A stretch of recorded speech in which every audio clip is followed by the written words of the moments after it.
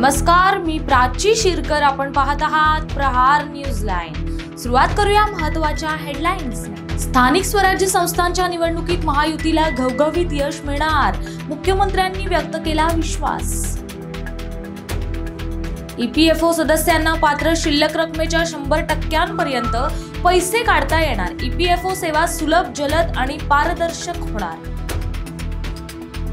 भारत ब्रह्मपुत्रा नदीवर 76 गीगावॅट जलविद्युत निर्मिती प्रकल्प उभारणार. ईशान्य भारताच्या विकासाला चालना मिळणार.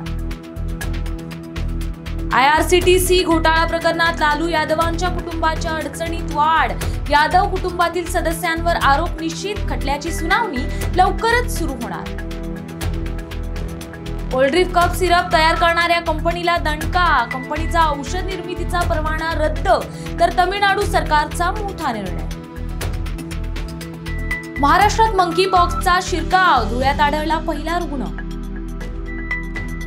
बोर्डाकडून 10वी आणि 12वीच्या परीक्षेचे वेळापत्रक जाहीर. 10 फेब्रुवारी ते 18 मार्च दरम्यान 12वीची, तर 20 फेब्रुवारी ते 18 मार्च दरम्यान 10वीची परीक्षा होणार. क्षेत्रीय मर्यादेची अट रद्द. मुंबई शहर आणि उपनगरमधील कोणत्याही मुद्रांक शुल्क कार्यालयात मुंबईतील दस्त नोंदणी होणार. मुंबईत मेट्रो 3 साठी व्हॉट्सअप तिकीट सेवा सुरू. आता ॲपची गरज नाही. सिंधुदुर्ग जिल्हा जातीवाचक नाव बदलणारा राज्यातील पहिला जिल्हा. सिंधुदुर्गात वाड्या, रस्त्यांच्या जातीवाचक नावाऐवजी आता महापुरुषांची नावे.